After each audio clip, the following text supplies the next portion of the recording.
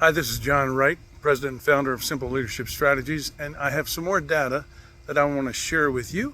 If you are a CEO, a COO, a Chief Learning Officer, if you run an HR department, or you are a director, if you lead a team, if you manage managers, here's some data you might appreciate understanding.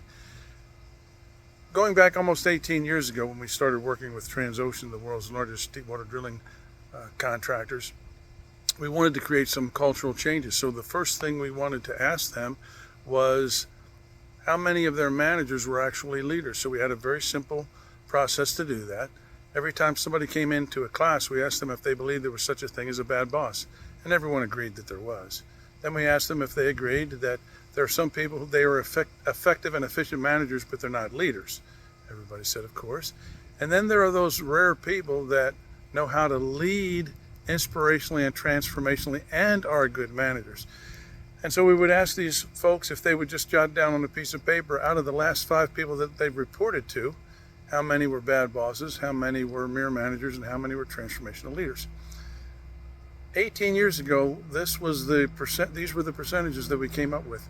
25% are bad bosses, 45% are mere managers, and only 30% are transformational leaders. Now here we are 18 years later. We just did a program for Leadership Fort Worth. Now, these are up and coming leaders that work for pretty prominent, pretty successful organizations, and we put them through the same exercise.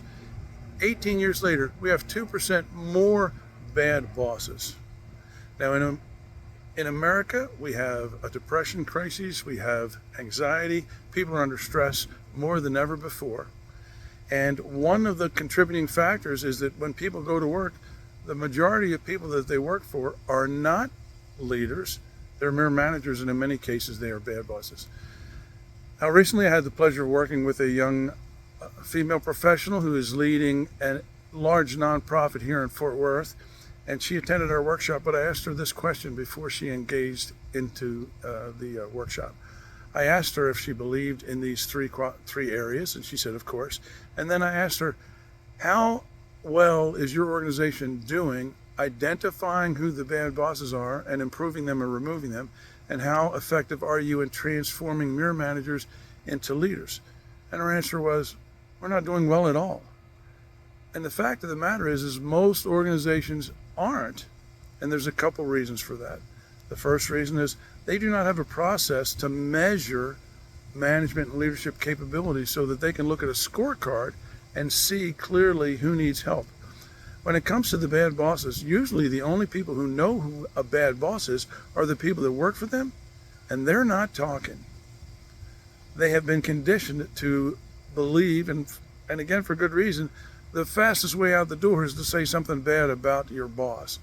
So to even get that information takes a culture where people will trust the organization enough that they will do something with that do something with that information, and so that it won't come back to bite them. So if you were serious about identifying these, we've got a couple tools that we can help you identify those folks, and we're not even going to charge you for them.